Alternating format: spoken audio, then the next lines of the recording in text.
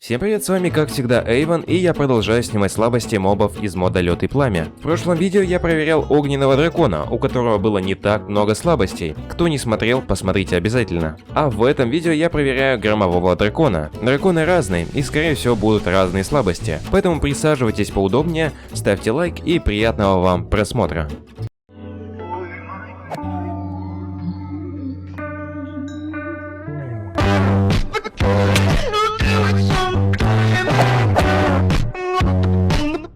Для начала сделаем небольшой на него обзор. Этот моб, так же как и огненный, имеет разные стадии, от 1 до 5 стадии дракона. Также он умеет испепелять молнии, нанося огромный урон. В темноте выглядит это очень красиво. Как и огненные драконы, он имеет разный раскрас: фиолетовый, черный, синий и коричневый. Громовые драконы, в отличие от огненных, спят днем, а ночью они просыпаются голодными и атакуют животных или мирных существ. В Майнкрафте я долго ходил и думал, и случайным образом наткнулся на храм.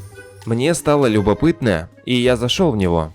В нем было очень много вражеских мобов и какие-то рычаги. Я их все активировал, и открылся проход, в который я спустился и обнаружил Гаргону, которая могла превращать своим взглядом в камень.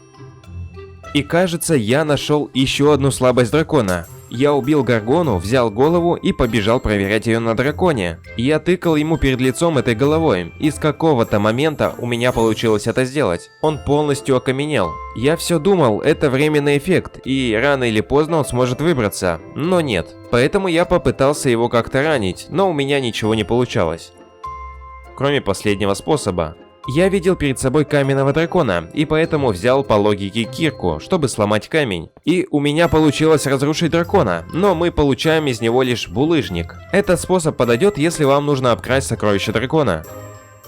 Следующей слабостью, я думаю, станет лава. Все-таки это уже не огненный дракон, а громовой, поэтому было бы логично, если бы лава наносила ему урон. Я сделал все как в режиме выживания. Был день, он спал, я к нему подкрался и залил на него лаву, которая наносила ему урон. Я отошел на безопасное расстояние и наблюдал за ним, как он сгорает.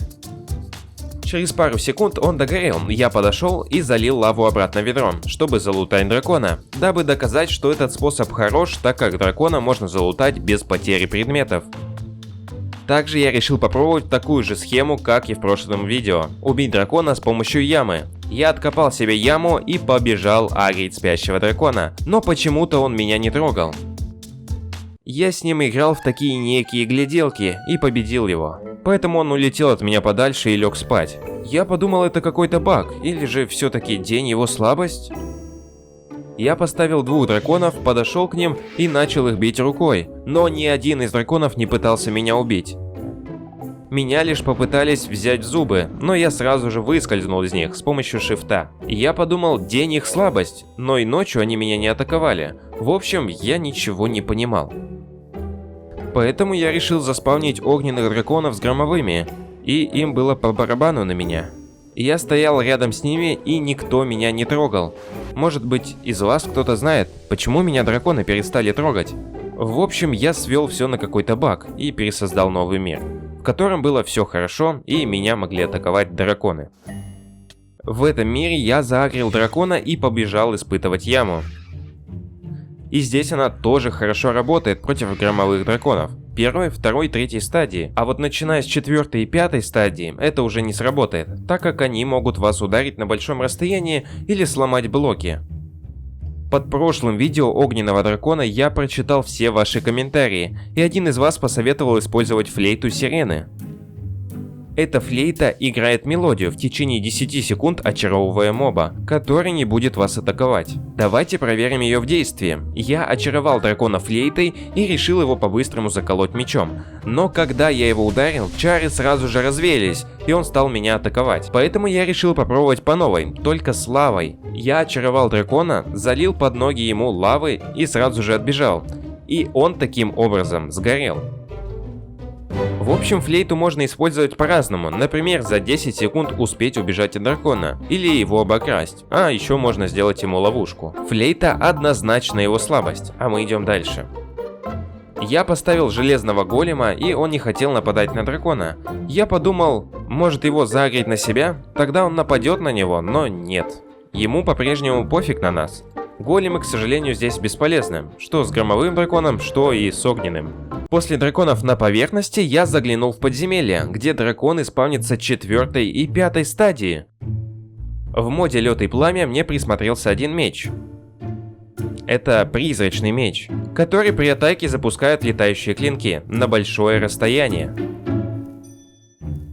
Я решил опробовать это на драконе. Я обмундировал вокруг себя обсидиан, чтобы дракон не пробил мою защитную крепость. И начал стрелять в него клинками. Недолго стреляя, дракон исчез из моего поля зрения. Я подошел к краю, чтобы увидеть его, и видел его торчащее тело из блоков. Поэтому я продолжил стрелять в него, но в какой-то момент он меня очень сильно ранил на таком огромном расстоянии. Я сразу же отбежал, но дракон ко мне не хотел подходить. Поэтому мне пришлось рискнуть своим здоровьем и подойти снова. Но к этому моменту он пробил себе потолок, из которого лилась лава, и он же в этой лаве сам и сгорел. Да. Собственно, проще тогда вокруг него поставить лаву и заагрить его, а там будь что будет, застрянет в лаве и сгорит. И я, кстати, решил это проверить, но немного по-другому. Я залез на самый верх и хотел его зафиксировать вагонеткой. Из прошлой части я проверял ее, она здесь работает, но очень странно. Но в моем случае мне не повезло, она не всегда удачно падает, поэтому я просто залил дракона лавой и отошел на безопасное расстояние. И как мы можем видеть, дракон сгорает. Однако он может вырваться из лавы, поэтому лучше иметь при себе лук, обычный или лук из драконьей кости, который куда круче и лучше обычного. В этом моде он самый полезный и пригодится везде. Многие просили бой Эндер Дракона и дракона из мода Лед и Пламя, поэтому вот, держите. Я заспавнил громового дракона в крае, и он пытался нанести урон дракону, Эндер Дракону. Но все безуспешно, он никакого урона не наносил. Поэтому зрелища тут, к сожалению, не будет. Я сам убил Эндер Дракона и прошел этот Майнкрафт. Все-таки, побеждая Эндер Дракона, это зрелищная картина. Вообще, я хочу узнать, что бы вы хотели еще увидеть с этими драконами, так как остался последний ледяной дракон. Пишите по этому поводу в комментариях, а также ставьте лайк на видео. И если их будет много, то я сниму следующую часть Лед и Пламя. А с вами был Эйвон. До новых встреч. Пока.